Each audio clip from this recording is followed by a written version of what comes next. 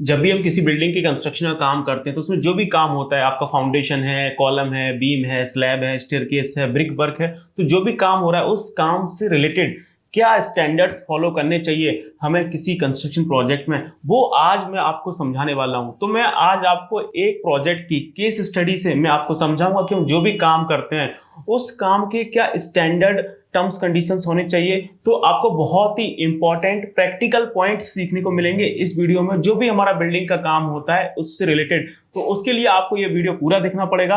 तो मैं हूं Sandeep Singh, welcome back to Reinforce Life Line for civil engineers. आप बने रहिए हमारे साथ और हम करते हैं अपने सेशन को स्टार्ट।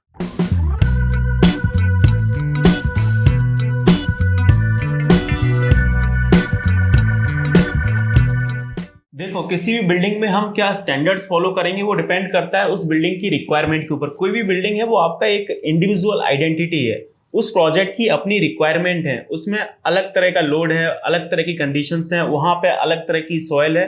तो वो हर प्रोजेक्ट की रिक्वायरमेंट के ऊपर डिपेंड करता है कि उस प्रोजेक्ट में हम लोग क्या स्टैंडर्ड्स फॉलो करेंगे। लेकिन मैं आज आपको एक प्रोजेक्ट के थ्रू एग्जांपल देने वाला हूं, तो आप उसको देखिए तो आपको काफी सारी चीजें समझ में आएंगी।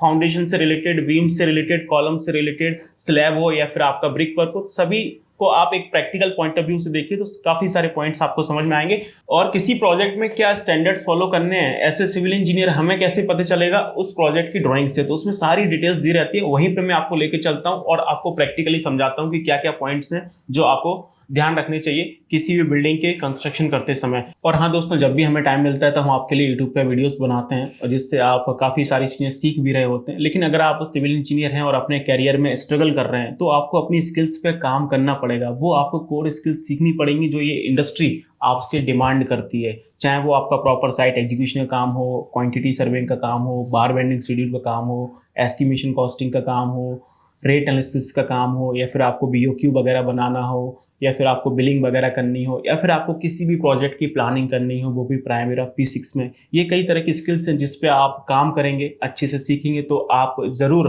अपने करियर में आगे बढ़ रहे होंगे। और ये सारी स्किल्स आप यूट्यूब पे बैठ के नहीं सीख सकते हैं, क्योंकि यूट्यूब पे जो कंटेंट होता है वो रैंडम कंटेंट होता है। आप वहाँ पे कोई डाउट तो क्लियर कर सकते हो, लेकिन आप सोचो कि मैं नहीं प्रॉपर अपनी एक स्किल्स में मास्टरी हासिल कर लूँ, वो नहीं हो पाएगा। तो इसलिए रेनफोर्स आपके लिए लेके आया है 2 महीने का प्रैक्टिकल ऑफलाइन ट्रेनिंग प्रोग्राम, जो कि हमारे हेड ऑफिस दिल्ली में होता है। और इस 2 महीने के प्रैक्टिकल ट्रेनिंग प्रोग्राम में हम लोग आपको बिल्डिंग्स, हाईवेज और ब्रिज प्रोजेक्ट का proper site execution, quantity surveying, बार bending schedule, rate analysis, billing और प्लानिंग डिटेल में सीख रहे होते हैं। और अगर आप अपने करियर में सच में स्ट्रगल कर रहे हैं और आगे इंप्रूव करना चाहते हैं, बढ़ना चाहते हैं, और आप इस ट्रेनिंग प्रोग्राम के बारे में डिटेल में इंक्वायरी करना चाहते हैं, तो नीचे दिए नंबर पर कॉल करके अपनी डिटेल में काउंसलिंग करा सकते हैं। अदरवाइज हमारे हेड ऑफिस में आके पूरे 2 घंटे का डेमो कम काउंसलिंग सेशन ले सकते हैं। और ये जो हमारा बैच है वो आपको 5 अप्रैल को हमारे हेड ऑफिस दिल्ली में स्टार्ट होगा। तो आप एक बार आइए, ऑफिस में आके विजिट करिए, बैठ के चीजें समझिए कि क्या है, कैसे कर सकते हैं, किस तरह से हमारा इंप्रूवमेंट हो सकता है। तो आपको चीजें समझ आ रही होंगी और आप आगे बढ़ रहे होंगे। बाकी चलते हैं अपने मुद्दे की बात करते हैं। तो सबसे पहले आप देखेंगे तो यहाँ पे एक हमारे पास प्रोजेक्ट है, तो इस पे हम नहीं जा रहे हैं, सीधा मैं आपको मुद्दे की बात बताता हूँ। जो आपके इंपॉर्टेंट पॉइंट है वो सब आपको ड्राइंग्स में मिलेंगे, आपको पढ़ना है, समझना है और उसी को फॉलो करते हुए आपको अपने प्रोजेक्ट का एग्जीक्यूशन करवाना होता है। तो यहाँ पे देखेंगे काफी सारी डिटेल्स हैं जो आपको यहाँ पे मिल जाएंगी। तो सबसे पहले हम बात करते हैं कि अपने प्रोजेक्ट्स में लगने वाले सरिया को लेकर यहाँ पे डिटेल दे रखी है कि जो भी हम लोग सरिया यूज करेंगे वो आपका high yield strength deform bar of yield stress 500 Newton पर mm square FE 500 which shall conform to IS 1786 1985 shall be used as a reinforcement। तो जो भी हमारा बिल्डिंग का कंस्ट्रक्शन होने वाला है तो उसमें जो हम लोग स्टील बार यूज करेंगे वो कौन सा है, आपका FE 500, और उसकी जो कंफर्मेशन है वो आपकी IS कोड 1786 से होनी चाहिए। अगर आप लोगों को पता है तो आप लोग मुझे कमेंट करके बताइए कि हम लोग 1786 IS कोड क्यों यूज करते हैं, उसमें क्या दिया रहता है। कई बार मैंने आपको अपने पिछले वीडियोस में बताया हुआ है। इसके बाद जो भी आपका RCC वर्क होता है तो उसमें हम लोग सरिया लगाते हैं, उस सरिये में जंग ना लग जाए, आपकी रस्ट ना लग जाए, ठीक है ना, तो उसको बचाने के लिए हम लोग कवर प्रोवाइड करते हैं। तो हर ड्राइंग्स में उस प्रोजेक्ट की रिक्वायरमेंट के हिसाब से वहाँ पे आपको क्लियर कवर दिया रहता है, जो कि आप यहाँ पे देखेंगे।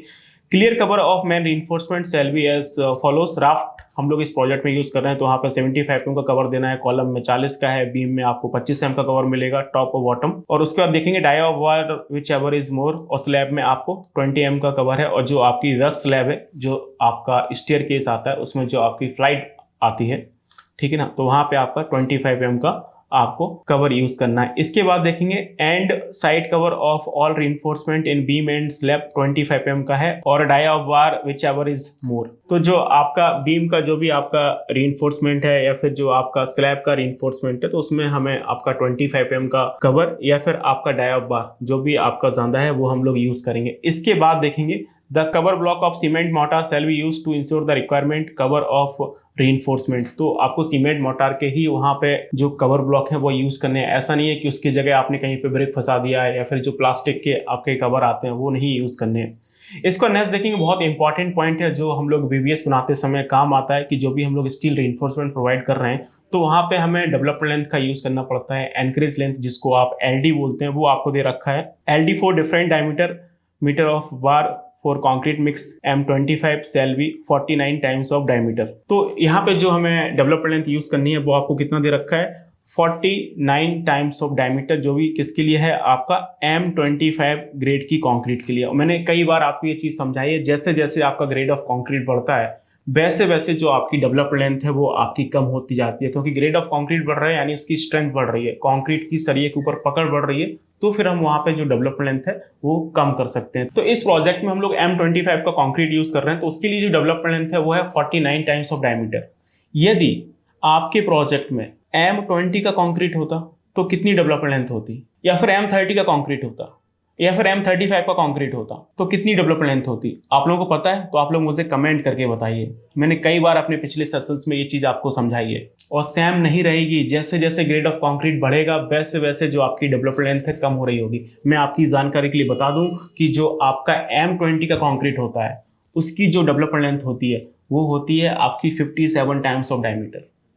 उसके बाद M25 आता है तो उसके लिए है 49 टाइम्स ऑफ डायमीटर। और हम इसके ऊपर जाएंगे M30, M35, M40 तो ग्रेड ऑफ कंक्रीट बढ़ेगा और जो आपकी डेवलपमेंट लेंथ है वो आपकी कम होगी। अब कितनी कम होगी वो आप मुझे कमेंट करके बताइए कि M30 और M35 के लिए हम लोग कितना कंसीडर करेंगे। नेक्स्ट देखेंगे concrete mix for RCC work shall be grade of M25 conforming to this IS code 456/2000। तो जो भी आपका M25 का ग्रेड का कंक्रीट बनेगा वो आपका IS 456 के थ्रू होने चाहिए। उसके बाद देखेंगे necessary fixtures for electrical plumbing ETC shall be provided in slab beam before the execution as per relevant drawings. The structure has been design for the seismic zone 4। तो कोई भी बिल्डिंग बनती है वो आपकी सेस्मिक जोन के हिसाब से बनती है। तो ये जो बिल्डिंग है वो आपकी सेस्मिक जोन 4 में बन रही है। पूरे इंडिया को हमने 4-5 जोन में डिवाइड किया हुआ है अर्थक्वेक और सेस्मिक जोन के हिसाब से, तो ये आपकी 4th जोन में बन रही है और उसी के अकॉर्डिंग इसकी डिजाइन की गई होगी। और the structure has been design for the G+11 तो यानी आपकी 12 माले की बिल्डिंग बनेगी। और इसमें जो PCC यूज करनी है वो आपकी 1:4:8 की है। And all plain concrete and RCC shall be strictly according with the provision of IS 456।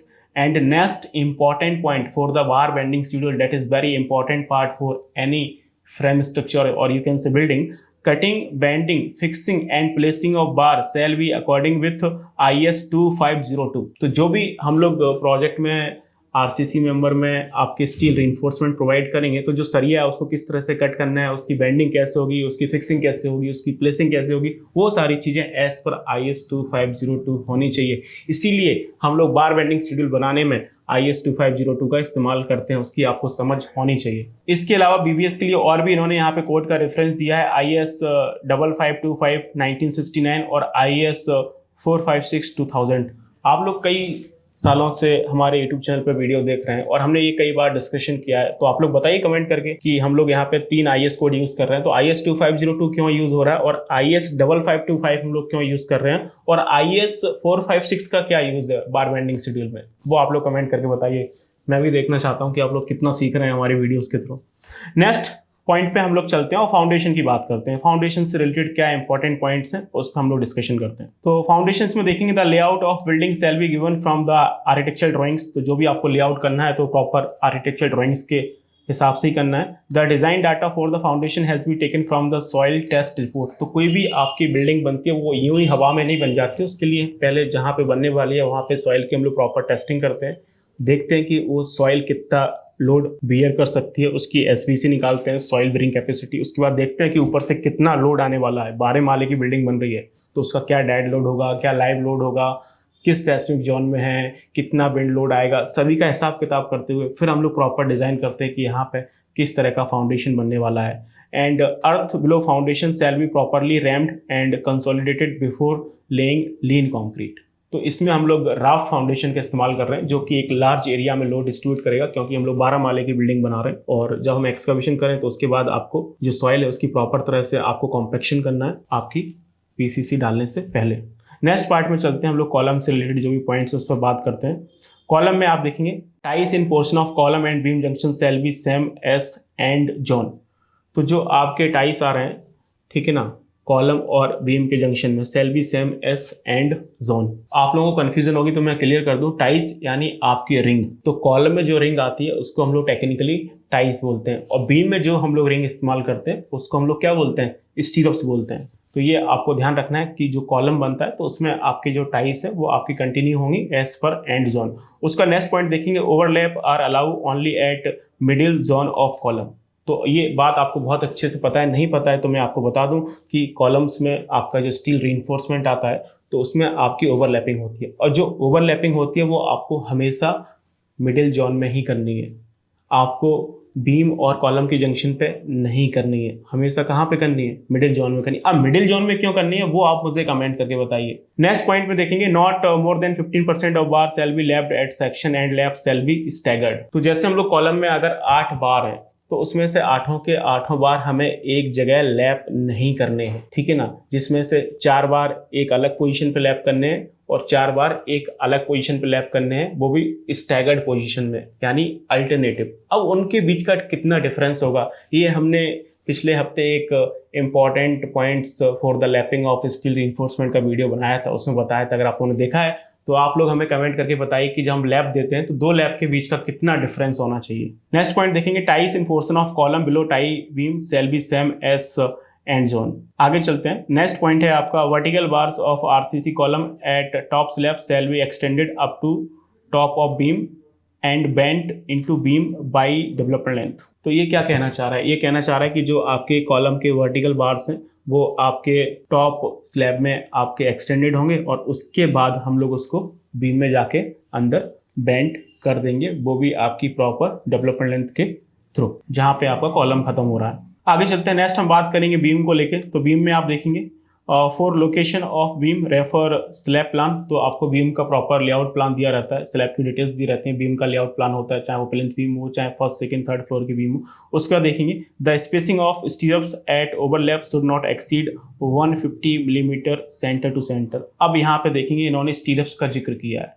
तो मैंने बताया था कि बीम में हम लोग रिंग को क्या बोलते हैं, स्टीरप्स। कॉलम में हम लोग रिंग को क्या बोल रहे थे, ये देखेंगे टाई, और यहाँ पे क्या बोल रहे हैं, स्टीरप्स। तो ये कह रहा है कि जो भी हम बीम प्रोवाइड कर रहे हैं तो उसमें जो आपकी स्पेसिंग है स्टीरप्स की, वो आपकी ओवरलैप करते समय 150 मिलीमीटर सेंटर टू सेंटर से ज़्यादा नहीं होनी चाहिए।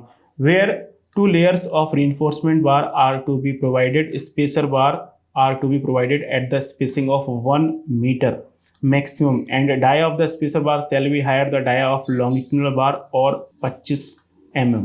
तो जब हम लोग 2 लेयर में रीइंफोर्समेंट प्रोवाइड करते हैं, जो आपका बीम होता है इसमें बॉटम मैन बार आते हैं, फिर आपके ऊपर टॉप मैन बार आते हैं, लेकिन उसके बाद भी आपने कई बार देखा होगा जब आपकी बीम की डेप्थ ज़्यादा होती है या फिर आपका हैवी लोड आता है तो हम लोग बीम में 2 लेयर में रीइंफोर्समेंट देते हैं, ठीक है। तो दोनों लेयर में आपका रीइंफोर्समेंट आ रहा है या फिर आपके एक्स्ट्रा बार आ रहे होते हैं बीम और आपका जो कॉलम है उसके जंक्शन पे नेगेटिव बेंडिंग मोमेंट को काउंटर करने के लिए, तो वहाँ पे हमें क्या करना है, आपका प्रॉपर स्पेसर बार देना है। और जो आपका स्पेसर बार आएगा वो आपकी 1 मीटर की डिस्टेंस पे आपको लगाना है, यानी 1 metre centre to centre maximum, इससे ज़्यादा नहीं होना चाहिए। और जो स्पेसर बार का डाया है वो आपको कितना रखना है, higher of dia of longitudinal bar और 25 mm, इसमें से जो ज़्यादा है वो आपको रखना है। जैसे मान लेते हैं कि आपका जो लेयर में बार आ रहा है वो आपका 16 mm का है और ये आपको 25 mm दे रखा है, तो ऑब्वियसली 25 mm ज़्यादा है तो आपको 25 mm का स्पेसर बार यूज करना है। आप 25 mm का हमेशा यूज करेंगे तो हमेशा सेफर साइड में रहेंगे। इसका नेक्स्ट पॉइंट देखेंगे, maximum 3 number of bar shall be provided in a layer of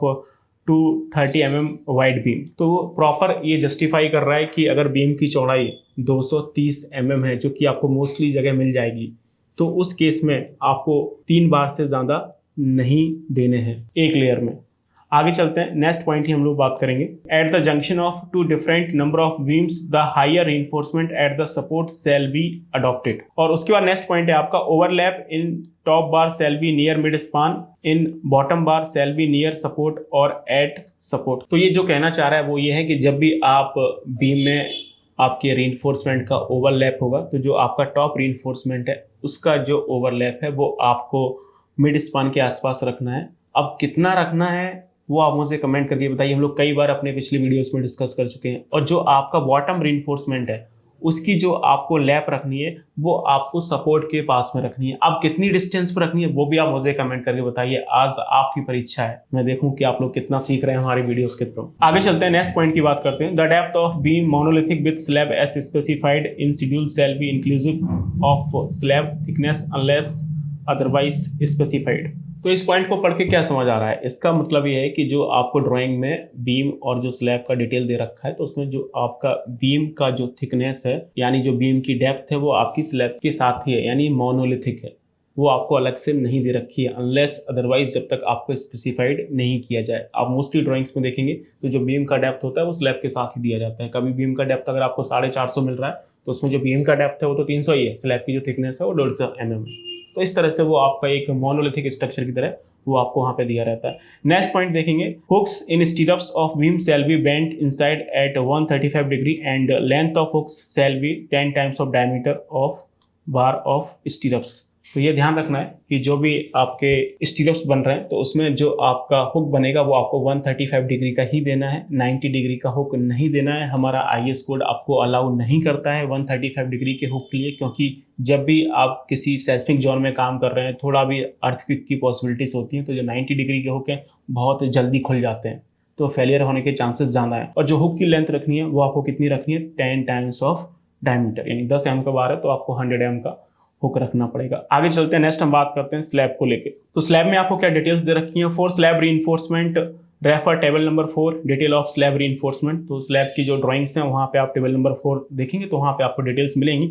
alternate bottom bar shall be curtail at LY7 of span as shown in a type of section of slab. तो इसके कहने का मतलब ये है कि जो भी आपका बॉटम रीइंफोर्समेंट है उसको अल्टरनेटिवली यानी एक छोड़ के एक आपका LY7 पे उसको कर्टल किया जाएगा, और इसकी जो डिटेल्स हैं वो आपको स्लैब के सेक्शन में मिल जाएंगी जो आपको ड्राइंग्स में दी रही होंगी। इसके बाद देखेंगे extra bar shall be provided at the top face as shown in a typical section of slab. तो एक्स्ट्रा रीइंफोर्समेंट भी आपकी प्रोवाइड किए जाएंगे स्लैब के टॉप में। आपको पता है स्लैब आपकी डबल मैश होती है, तो बॉटम में आपके मेन बार डिस्ट्रीब्यूशन बार है और टॉप में आपके एक्स्ट्रा बार आएंगे निगेटिव बेंड मूवमेंट को काउंटर करने के लिए स्लैब और बीम के जंक्शन पे। उसकी जो डिटेल्स हैं वो आपको स्लैब के टिपिकल सेक्शंस में मिल जाएंगी। आगे चलते हैं, नेक्स्ट पॉइंट आपको दे रखा है the cross reinforcement below top reinforcement of slab that is 8 mm का डाया है और 300 mm centre to centre spacing है is to be provided just below the main top steel as shown in a typical section of slab. तो वो ये कहना चाह रहा है कि जो भी आपके स्लैब में टॉप रीइंफोर्समेंट आ रहा है तो उसको सपोर्ट करने के लिए उसके नीचे हम लोग क्रॉस रीइंफोर्समेंट प्रोवाइड करेंगे। 8 mm का डाया है और 300 mm centre to centre spacing है, जस्ट आपका स्लैब का जो टॉप बार है उसको सपोर्ट करने के लिए। नेक्स्ट देखेंगे, the first man bar of slab shall be placed at 80 mm और half the spacing specified which ever is less from the face of support. तो वो ये कहना चाह रहा है कि जो भी आपके स्लैब में बॉटम रीइंफोर्समेंट आएगा जिसमें वो आपके मेन बार हैं, डिस्ट्रीब्यूशन बार हैं, वो आपको कहाँ से स्टार्ट करना है? 80 mm और आपकी half of spacing specified which ever is less from the face of support. 80 mm या फिर आपका जो भी स्पेसिंग है उसका हाफ उतना हमें छोड़ के सपोर्ट से, उसके बाद आपको मेन बार और जो भी आपके डिस्ट्रीब्यूशन बार है वो भी आपको लेइंग करने। ऐसा नहीं है कि आपने एकदम जस्ट चिपका के स्टार्ट कर दिया है, बात आप समझ रहे हैं? थोड़ा सा दूर से आपको स्टार्ट करना है। और जो नॉर्मल स्पेसिंग होती है वो आपकी देखेंगे 150 mm होती है, 200 mm होती है, जो भी उसमें से है वो आप देख लीजिएगा। और कम रखना है, ज्यादा नहीं रखना है। लिखा हुआ है विच एवर इज लेस। अगर 150 mm की स्पेसिंग है तो हाफ कितना होगा? 75 होगा, और ये कितना है? 80। तो आपको सपोर्ट से 75 mm दूर जाके आपको जो मेन बार है और जो आपका डिस्ट्रीब्यूशन बार है उनकी आपको लेइंग करानी पड़ेगी। सपोर्ट यानी आपका बीम, क्योंकि बीम में बीम का रीइंफोर्समेंट आता है, और स्लैब में जो हम स्लैब के रीइंफोर्समेंट डालने वाले हैं वो बीम से 80 mm दूर जाके, और जो भी आपका स्पेसिंग है उसका हाफ इसमें से जो भी कम है तो वो आप देख सकते हैं ड्राइंग में जाके। आगे चलते हैं, नेक्स्ट हम बात करेंगे मशीनरी वर्क की। और मशीनरी वर्क में आपको पता है 2 तरह का ब्रिक वर्क होता है। यहाँ पे एक आपका 4.5 इंची का है हाफ ब्रिक वर्क है, और ये आपका 230 mm का है 9 इंची का, जिसको आप फुल ब्रिक वर्क बोलते हैं। और जो आपका हाफ ब्रिक वर्क हो रहा है उसमें जो हमें सीमेंट सैंड का जो मोर्टार रखना है वो आपका 1:4 का रखना है, shall be used, and 8 mm का एक बार प्रोवाइड करना है at every 4th course shall be provided. तो आप देख सकते हैं कि इसमें जो मोर्टार का रेशियो कितना है, 1:4 का है, हाई क्वालिटी है, और एवरी 4th स्टेप पे हम लोग क्या कर रहे हैं, एक 8 mm का बार प्रोवाइड कर रहे हैं, ताकि जो लोड है वो आपका इंटायरली प्रॉपर्ली डिस्ट्रीब्यूट हो, जो आपके क्रैक्स वगैरह हैं वो आपके फर्दर कंटिन्यू ना हो। और जो आपका फुल ब्रिक वर्क होता है 230 mm का 9 इंची का, तो वहाँ पे जो हम लोग रेशियो यूज करने वाले हैं वो 1:6 का होता है सीमेंट सैंड के मोर्टार का। और उसके बाद देखेंगे the vertical face of concrete at junction of wall and RCC member shall be raked to give a rough surface and 1:4 cement sand mortar should be applied to develop bond between the brick and RCC member. तो ये कह रहा है कि जब भी आपका जो भी आपका आरसीसी मेंबर है उसके साथ जब आपका ब्रिक का हम लोग कनेक्शन करेंगे, यानी ब्रिक मशीनरी की जाएगी, तो जो आपका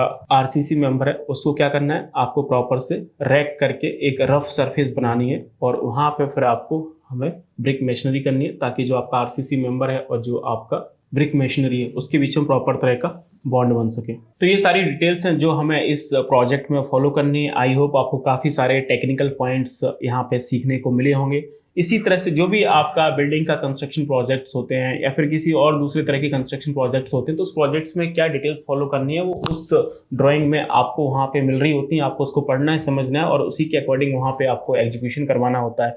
तो आई होप आपको वीडियो अच्छा लगा होगा, और आप इस तरह के और भी वीडियोज़ देखना चाहते हैं तो हमें कमेंट करके बताइए। तो आने वाले समय में हम उस तरह के वीडियोस आपके लिए बना रहे होंगे। बाकी आपको ये वीडियो अच्छा लगा तो आप इसे लाइक करिए, अपने फ्रेंड्स के साथ शेयर करिए।